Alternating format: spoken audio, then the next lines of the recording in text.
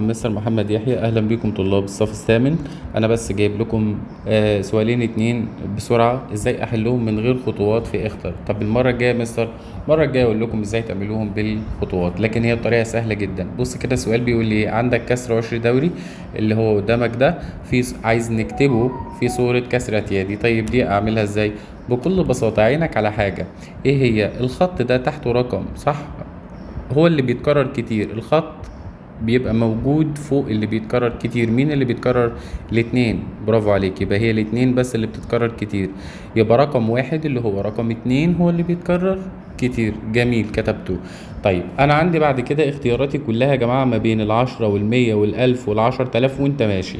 طيب اذا كان رقم واحد بس بيتكرر، مين عنده صفر واحد؟ العشرة. اكتبها يا مستر؟ لا، وانت جاي شيل منها واحد. عشرة ناقص واحد كام؟ تسعة. يبقى بقت اتنين على تسعة. بس كده، مبروك. خلاص ده الحل. طيب تعالى بقى هنا نفس الفكرة، الخط ده موجود تحته، عايش تحته رقمين. اكتب بس الرقمين الأول فوق في البسط أهو، 19 على رقمين. مين عنده صفرين؟ المية. صح يا مستر، أكتب المية؟ لأ، وانت ماشي في السكة نقص منها ايه؟